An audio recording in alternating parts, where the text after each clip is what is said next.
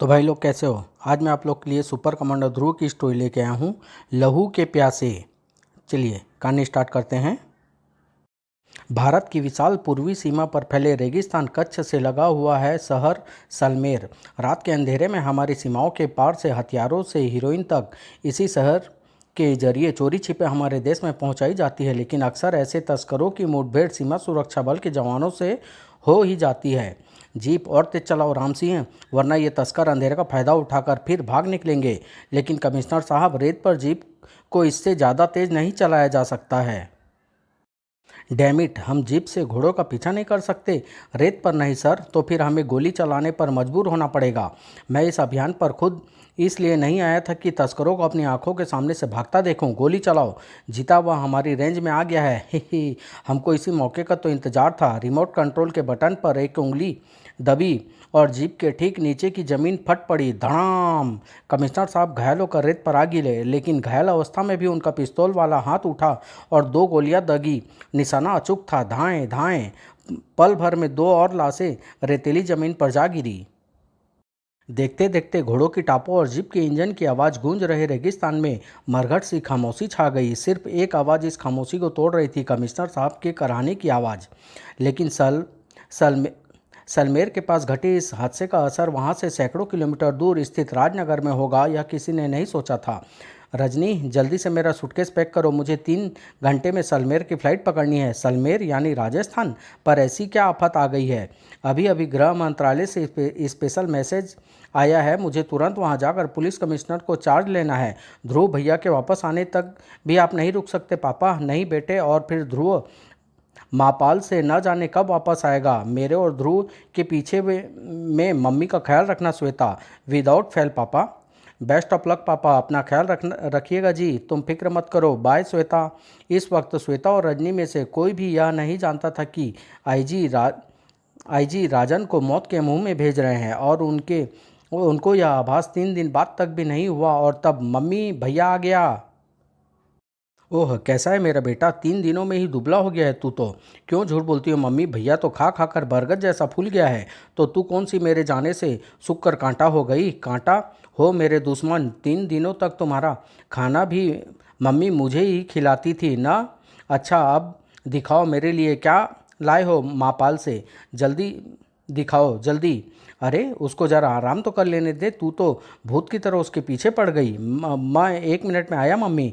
Peter का चेहरा देखकर ध्रुव तुरंत समझ गया कि मामला गड़बड़ है। Welcome home captain. क्या बात है पीटर, तुम इतने परेशान क्यों लग रहे हो? आज सुबह ही सीआईडी का सलमेर से एक मैसेज कमांडो हेडक्वार्टर में आया है। कमिश्नर राजन लापता है।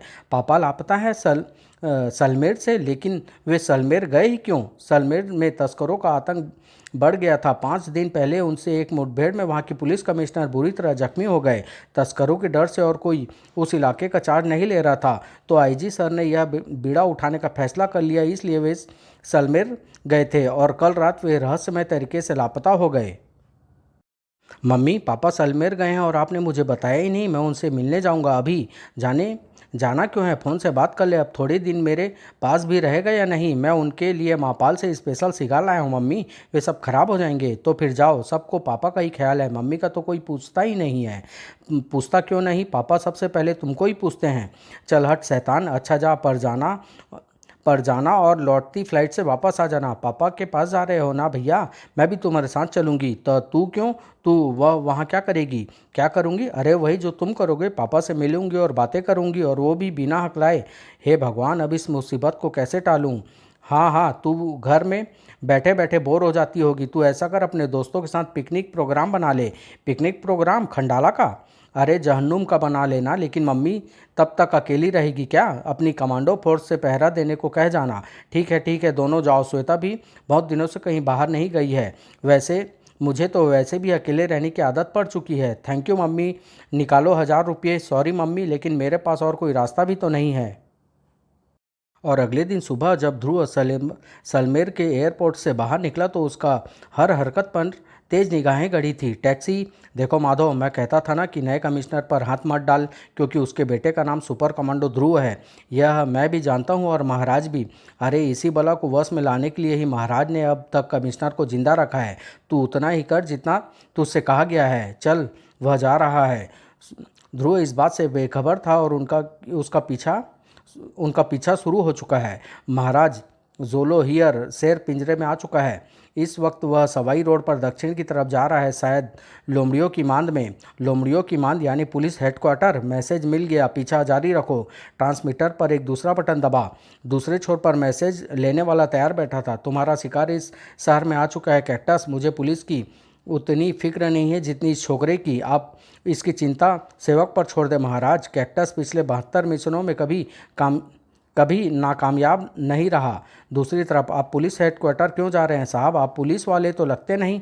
आप अपने काम से मतलब रखो ड्राइवर, और नज़रें सड़क पर रखो वरना एक्सीडेंट। ध्रुव की जुबान पर मानो सरस्वती विराज रही थी। धड़ाक। मैंने तुमसे पहले ही कहा था टैक्सी देखकर चलाओ। कौन है यह? अरे छोड़िए साहब, यह तो भीखामल है। न जाने कितनी सालों से भीख मांग रहा है। रोज़ किसी न किसी गाड़ी से टकराता रहता है पर मरा आज तक नहीं। सटअप। अपनी गलती को इस बेचारे के सिर पर क्यों मर रहे हो? आप ठीक तो है ना बाबा? सहानुभूति के दो बोल सुनते ही बूढ़े भिखारी की आंख डबडबाई। रहने दो बेटा, ऐसी चोटें और गालियाँ खाना तो अब मेरी ज़िंदगी का हिस्सा बन गया है। मैं भी कभी 10 भिखारियों को दान दिया करता था। बहुत पैसा था मेरे पास, लेकिन जब से मेरा इकलौता बेटा नशे की लत में पड़कर अपनी जान गंवा बैठा, तब से मेरा कारोबार की तरह ध्यान हट गया। मेरा कारोबार धीरे धीरे चौपट होने लगा और आखिरकार नौबत भीख मांगने तक की आ गई। पर तुम जाओ बेटा, मेरे पीछे तुम अपना समय क्यों नष्ट करते हो? साहब को तो सामने ही जाना है। बुढ़े तू हट तो ये जाएं। पुलिस हेडक्वार्टर यही है साहब। तभी आओ साहब जी, तुम्हारा बक्सा मैं उठाकर पहुंचा दूं। 2 रुपये देना। तुम कौन हो? गरीब हूँ साहब जी। पेट पालने के लिए बोझा उठाने का काम करती हूँ। गरीब को 2 पैसे कमाने का मौका दो ना साहब। नहीं नहीं, अपना सामान मैं खुद ही उठाता हूँ। लेकिन ध्रुव यह नहीं देख पाया कि इस बीच एक छोटा सा ट्रांसमीटर उसकी बेल्ट पर बड़ी सफाई से चिपका दिया गया था। जा भाग, बड़ा आया सांप का बच्चा हूँ। ध्रुव कुछ परेशान नज़रों से उसे देखता वह पुलिस हेडक्वार्टर की सीढ़ियाँ चढ़ने लगा। घूंघट होने के कारण वह श्वेता का मुस्कुराता हुआ चेहरा नहीं देख पाया था। और 10 मिनट बाद ध्रुव डिप्टी कमिश्नर पुलिस के सामने बैठा था। बड़े शर्म के साथ कहना पड़ता है कि अब तक हम राजन साहब को कोई पता नहीं लगा पाए। वे परसों अपनी ड्यूटी के पहले दिन ही कच्छ के रेगिस्तान में गश्त पर गए थे। कल सुबह तक जब वे वापस नहीं आए तो मैंने उनकी खोज शुरू करवाई। हमें उनके साथ गए 6 जवानों की लाशें और जीप के चिथड़े मिले। कमिश्नर साहब का कोई पता नहीं चला। मैंने तुरंत सारी सीमाएं सील कर दी है। मैं पक्का तो नहीं कह सकता, लेकिन हमारी सारी छानबीन यही कहती है कि कमिश्नर साहब जिंदा है और हमारी सीमा के अंदर ही है। जीप के चिथड़े कैसे हुए? किसी विस्फोट से। हाँ, स्मगलरों ने पूरे रेगिस्तान में बारूदी सुरंग बिछाई हुई है। वे हमारे जवानों को जानबूझकर पीछा कराते कराते उस स्थान तक ले जाते हैं और फिर रिमोट कंट्रोल से उन सुरंगों को उड़ा देते हैं। आई सी। वैसे हम सलमेर की सीमा से लगे रेगिस्तान के चित्र समय समय पर हेलीकॉप्टर से खींचते रहते हैं ताकि किसी भी अप्राकृतिक बदलाव का तुरंत पता लगाया जा सके। वाह सर, क्या मैं उन चित्रों को देख सकता हूँ? क्यों नहीं। देखो, ये चित्र हमने पिछले 1 साल के दौरान अलग अलग समय पर खींचे हैं। ध्रुव एक एक चित्र देखता जा रहा था और इसकी आंखों की चमक बढ़ती जा रही थी। यह लड़का इन चित्रों में क्या देखकर इतना खुश हो रहा है? रेत। Thank you sir. अब अगर आप इजाज़त दें तो मैं अपनी छानबीन शुरू करना चाहता हूँ। इजाज़त कैसी? स्मगलरों की इस खतरनाक गैंग को पकड़ने के लिए तो हम हर मदद को स्वागत करते हैं, और इसके लिए मैं तुमको अपना सबसे काबिल मुखबिर देता हूँ जो इस पूरे इलाके के हर आदमी को अच्छी तरह से जानता है। कौन है वह सर? वह भिखामल। लेकिन सर, यह तो भिखारी है। नहीं ध्रुव, यह इस इलाके का शायद सबसे ज़्यादा पैसे वाला व्यक्ति है। हीरोइन के नशे ने इसके इकलौते बेटे की जान ले ली, तभी से यह तस्करों का जानी दुश्मन बन गया। इसने अपनी सारी संपत्ति एक ट्रस्ट के नाम करके खुद एक भिखारी का रूप धर लिया, और इसी रूप के कारण यह हमारा सबसे कामयाब मुखबिर है। इसको भिखारी समझकर कोई भी तस्कर इस पर शक नहीं करता। अब तक यह लगभग 2 करोड़ रुपए की हीरोइन पकड़वा चुका है। यह तुम्हारी पूरी मदद करेगा, और कुछ भी पता लगाते ही हमें तुरंत खबर करना। अपना सूटकेस पुलिस हेडक्वार्टर में ही छोड़कर ध्रुव जब बाहर निकला तो उसके दिमाग में पूरी योजना बन चुकी थी। जीता, वह बाहर आ रहा है। अरे बेटा, तुम तो वही हो ना जिसने अभी मुझसे बातें की थी? हाँ बाबा, मैं वही हूँ। तो मुझे ज़रा सड़क पार करा दे बेटा। ज़रूर, आइए बाबा। भिखामल दबी आवाज़ में फुसफुसाया। डिप्टी कमिश्नर साहब के इशारे से ही मैं समझ गया था कि तुम हमारे ही आदमी हो। न जाने क्यों तुमको देखकर लग रहा है कि अब मैं अपने बेटे की मौत का बदला ले सकूँगा। लेकिन हमको सावधानी से मिलना होगा। हमारी हर हरकत पर नज़र रखी जा रही है। यह लौंडा क्या कर रहा है? भले दिल का लड़का है, भिखारी को सड़क पार करा रहा है। हम पर कौन नज़र रखे हुए है बताओ तो मैं उनसे ही कुछ जानकारी उगलवा लूँ। तुम्हारे ठीक पीछे एयरलाइंस की बिल्डिंग की छत पर दो आदमी खड़े हैं, लेकिन मुड़ कर मत। एकाएक भीखामल के चेहरे का खून निचोड़ गया। क्या हुआ? वह सामने हरी कमीज पहने और काला चश्मा लगाए जो आदमी खड़ा है वह कैक्टस है, इस गैंग का सबसे खतरनाक हत्यारा। लेकिन यह यहाँ पर क्यों आया है? मैं देखता हूँ। सड़क पार कराने के लिए धन्यवाद बेटा, यह तो हर अच्छे नागरिक का फर्ज है बाबा। मैं चलता हूँ। ध्रुव तेजी से उस तरफ बढ़ा जहाँ उसने 2 क्षण पहले कैक्टस को खड़े देखा था, लेकिन इस बीच एयरलाइंस की छत पर घटनाएं तेजी से घटने लगी थी। यह उधर क्या करने जा रहा है पता नहीं, लेकिन वह हमारी नज़रों से ओझल नहीं होना चाहिए। धड़ाक! दोनों गुंडों को यह आभास नहीं था कि खतरा सिर पर आ चुका है। कौन हो तुम? कुछ काम है हमसे? चंडिका का अजीब रूप देख कर न जाने क्यों दोनों गुंडे भय से सिहर उठे, पर जवाब नहीं मिला और फिर जीता और माधव पर कहर टूट पड़ा। ताड़! लड़ाई शुरू होने से पहले ही खत्म हो गई। बस मुझे और मत मारना। मुझे पता नहीं था कि घूंसे इतनी जोर से भी लगते हैं।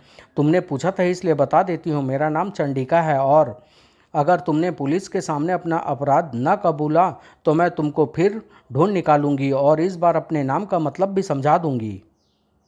दूसरी तरफ ध्रुव भौचक्का था। पूरे 5 मिनट से उस कैक्टस को ढूंढ रहा हूँ, अभी तो यहीं पर था, एकदम से न जाने कहाँ चला गया। पर जाने दो, अगर इसके चक्कर में वे दोनों भी भाग निकले तो मैं फिर मुड़ते ही ध्रुव की नज़रें जिस दृश्य पर पड़ी वो उसके लिए वह कतई तैयार नहीं था। और फिर इन दोनों को तो हमें बहुत दिनों से तलाश थी, लेकिन हर कोई इनके खिलाफ रिपोर्ट लिखाने से डरता था। तुमने इनको कैसे पकड़ा? पर मैंने इनको नहीं पकड़ा सर। अरे फिर और किसने इतनी हिम्मत है जो इन गुंडे पर हाथ भी डाले? हमें एक लड़की ने पकड़ा है साहब, पर हमें छोड़ना मत। हाँ साहब, वरना वह फिर कहीं मिल गई तो आप जो भी पूछे हम बताएंगे फिर बाद में। इसके अनुसार तो इन्होंने अपने बॉस को कभी देखा ही नहीं, उससे ये ट्रांसमीटर पर संपर्क करते थे। अपने बॉस को ये महाराज कहते हैं। इनका हिस्सा इनको डाक से मिल जाता है। काम की बात सिर्फ यही पता चली कि कमिश्नर राजन अब तक जिंदा है। पापा जिंदा है? वाह! हाँ, लेकिन वे कैसे हैं और कहाँ हैं यह इनको नहीं पता। खैर इतना जानना ही बहुत है कि पापा जिंदा है, बाकी मैं पता लगा लूँगा। इन दोनों गुंडे ने यह बताया कि इनको किसी लड़की ने पकड़ा था। हाँ, कोई अजीब पोशाक और सुनहरे बालों वाली लड़की थी, चंडिका या ऐसा ही कुछ नाम था। चंडिका? तुम उसे जानते हो? हम सिर्फ एक बार मिले हैं सर, जब पशु मानव से हमारा सामना हुआ था तब। अच्छा, तो यह वह लड़की है, पर वह वास्तव में है कौन भगवान ही जानता है सर। पुलिस हेडक्वार्टर से बाहर निकलते समय ध्रुव के दिमाग में कई प्रश्न घुमर रहे थे। चंडिका? अजीब बात है, पिछली बार जब मैं मुसीबत में था तो चंडिका पहली बार दिखाई पड़ी थी और अब पापा मुसीबत में हैं तो यह दोबारा दिखी। आखिर यह चंडिका कौन हो ओह! अपने ख्याल में डूबा ध्रुव कहाँ कहाँ जा रहा था यह उसको खुद भी नहीं पता था कि तभी एक झटका लगा। उसने अपने आप को एक गोदाम में गिरा हुआ पाया और एक खतरनाक आवाज़ गूंजी। चोट तो नहीं लगी बच्चे? कैक्टस? तो तुम मुझे पहले से ही जानते हो। कैक्टस को कौन नहीं जानता? हा हा हा! अगर मैं इस तक तेजी से पहुंच सकूं तो ध्रुव कैक्टस की तरफ तेजी से लपका ही था कि धाएं एक गोली उसके माथे से रगड़ खाती हुई निकली। बेटे, अगर जरा सी भी कलाकारी दिखाई तो पूरे बदन में इतनी गोलियां घुस जाएगी कि वजन दोगुना हो जाएगा। वैसे मुझे वैसे भी किसी को गोली से मारने में मज़ा नहीं आता। लाश मिलने पर पुलिस खामों का ही शक करती है। इसके लिए एसिड से भरा यह टैंक है, हड्डियां तक गल जाती है इसमें। वैसे तुम बोलो, कौन सी मौत पसंद है तुमको? अगर ये बंदूकें मुझ पर न तनी होती तो मैं तुमको तुम्हारी मौत का रास्ता दिखा देता। अच्छा रहने दो, अगर तुम गुस्सा होते हो तो हम तुमको नहीं मारेंगे, पर अब हम तुम्हारा वही हाल करेंगे जो हमने तुम्हारे बाप का किया है। पापा का? अगर तुमने उनका बाल भी बांका किया कैक्टस तो मैं तुम्हें जिंदा नहीं छोड़ूंगा। दूसरी तरफ न जाने कहाँ पर जब कमिश्नर राजन की आंखें खुली, यह होश में आ रहा है युवराज? कहिए कमिश्नर साहब, कैसा महसूस कर रहे हैं आप? आज आप कई दिनों के बाद होश में आए हैं। मैं कहाँ हूँ? आप दोस्तों के बीच में हैं। यह डॉक्टर थम्पन है, यही आपका इलाज कर रहे हैं। मरीज से ज़्यादा बातें मत करिए, इनके इंजेक्शन का समय हो गया है।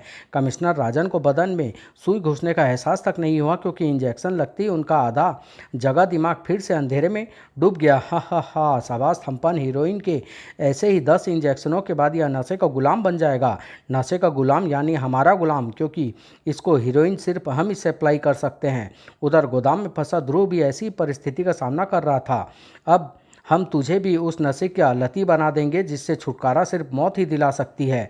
जहरीली हीरोइन से भरा इंजेक्शन ध्रुव के बाजू से अब कुछ इंच ही दूर था और मैं अगर इंच भर भी हिला तो मुझ पर 3 बंदूकें पल भर में मेरा खात्मा कर देगी। काश इस वक्त मैं किसी तरह लाइट गुल कर सकता तो। तभी कमाल हो गया, ध्रुव के सोचते ही बिजली गुल हो गई और सारा गोदाम अंधेरे में डूब गया। यह क्या हो गया? यह इसी लड़के की चाल है। भून डाले सालों को। गोलियां के धमाके से क्षण भर के लिए गोदाम में उजाला हो गया, लेकिन ध्रुव अब अपने स्थान पर नहीं था। कहाँ गया? जाएगा कहाँ? यहीं कहीं छिपा होगा। राका, बाहर जाकर देखो, शायद फ्यूज उड़ गया है। और तुम सब उसको ढूंढो। अगर ध्रुव यहाँ से जिंदा बचकर निकल गया तो मैं तुम सबकी खाल खिंचवा दूंगा। बाहर पहुंचकर राका आश्चर्यचकित रह गया। अरे, यहाँ तो मेन स्विच ऑफ है। किसने किया यह? मैंने। तुम्हारा बिजली का बिल बहुत ज़्यादा बढ़ गया था, इसलिए बिजली काटनी पड़ी। अंदर बाकी बदमाशों को भी ऐसी ही मुश्किलों का सामना करना पड़ रहा था। संभल कर आना सूखा। वह यहाँ कहीं पर भी छिपा हो। हैं? सूखा कहाँ गया? और यह धड़ाम की आवाज़ कैसी है? कैक्टस, कैक्टस, ठाक। यह गया दूसरा।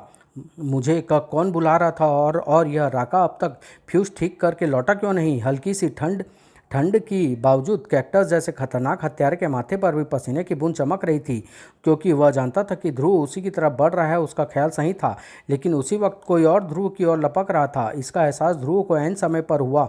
वह तेजी से झुका और एक बदन उसके ऊपर से उड़ता हुआ एसिड से भरे टैंक पर जा गिरा।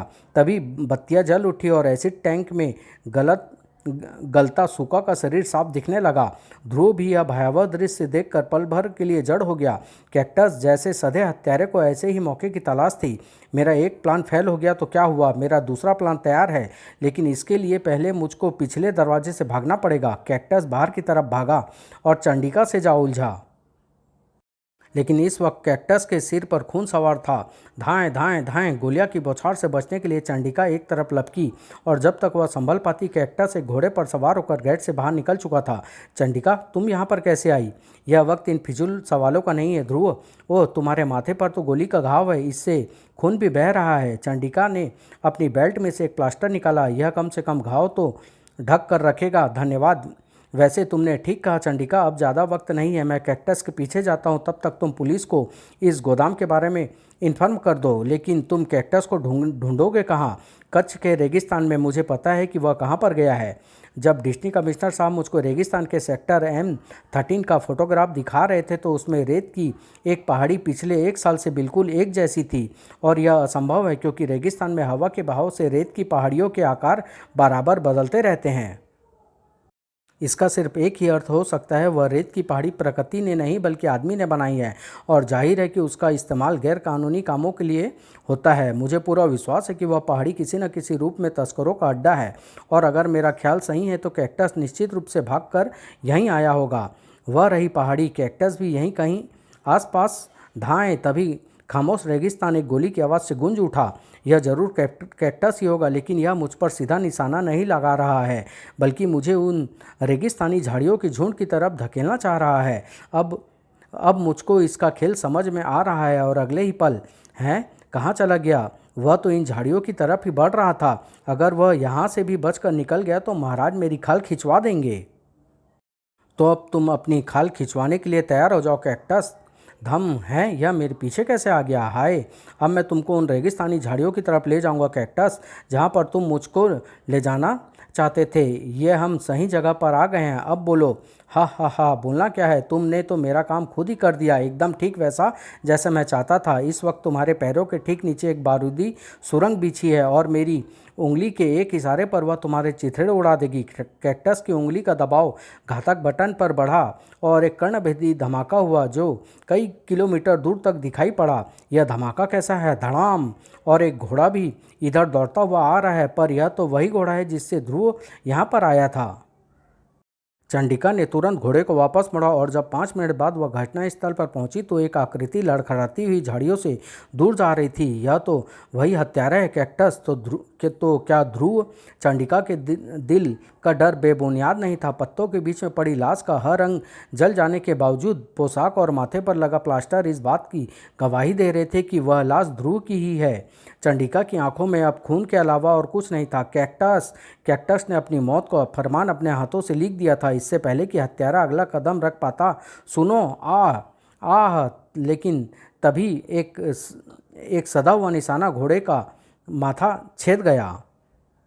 और चंडिका का शरीर अपना संतुलन खोकर घोड़े से नीचे आ गिरा धड़ाक, और उसका दिमाग धीरे धीरे अंधेरे में डूबता चला गया।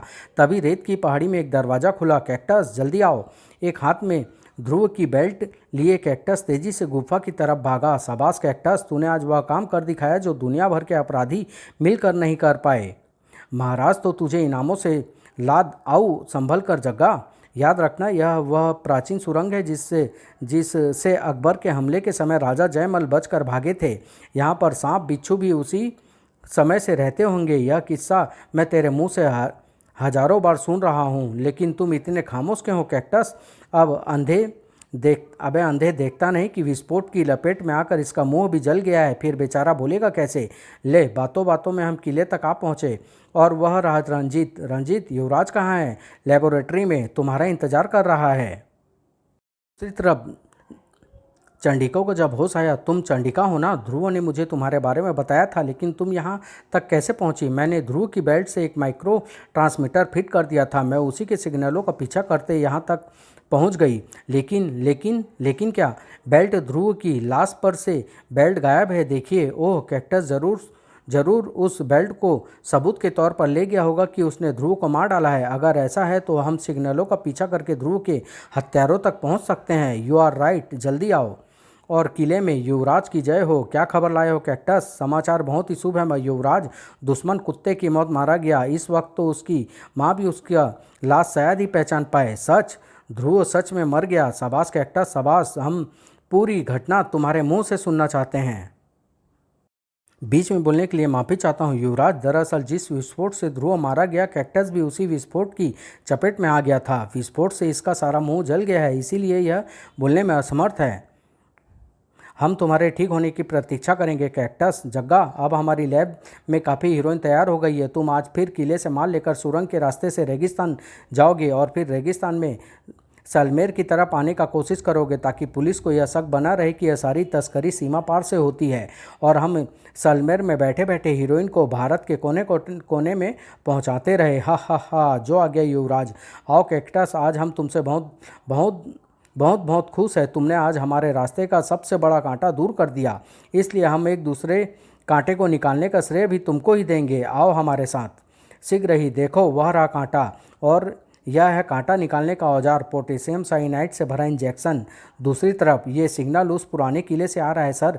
असंभव, वहाँ पर तो कोई भी नहीं रहता, या रहता है? नाथन, जीप और तेज चलाओ।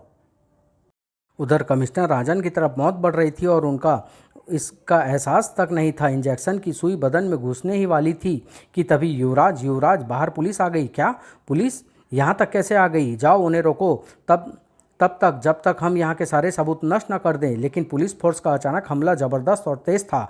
चंद मिनटों में ही पुलिस ने पूरे किले को अपने कब्जे में ले लिया। प्रयोगशाला, जहाँ से जहरीली हीरोइन बनकर पूरे देश में पहुँचती थी, पुरानी सुरंग, नशीले पदार्थों का गोदाम, और युवराज, कमिश्नर साहब और कैक्टस, खबरदार, हिलने की कोशिश कोई ना करे। तुम भी नहीं डिप्टी कमिश्नर। इस सीरीज में पोटेशियम साइनाइड भरा है। अगर तुमने कोई हरकत की तो कमिश्नर राजन को जिंदा नहीं पाओगे। और अब मेरी बात बड़े ध्यान से सुनो। मैं यहाँ से जा रहा हूँ। मेरा वफादार सेवक कैक्टस अगले आधे घंटे तक सीरीज लिए यहीं तैनात रहेगा। इस बीच अगर किसी ने मुझे रोकने की कोशिश की तो मैं इस ट्रांसमीटर पर सिग्नल भेज दूंगा और फिर कमिश्नर के बदन में सुई घुस दी जाएगी। वाह, यानी तुम बचकर निकल जाओगे और बेचारा कैक्टस पकड़ा जाएगा। कैक्टस, यह तुम्हारे साथ धोखा है। हाँ हाँ स्वामी भक्त, कैक्टस पर तुम्हारी बातों का कोई असर नहीं। लेकिन कैक्टस अब सारी बात समझ गया था। कैक्टस, पागल हो गए हो क्या? बचाओ बचाओ बचाओ, मुझे इससे बचाओ। अगर यह इंजेक्शन गलती से भी मुझे लग गया तो? युवराज की गिरफ्तारी होने के साथ ही गैंग का हर सदस्य पुलिस की गिरफ्त में था।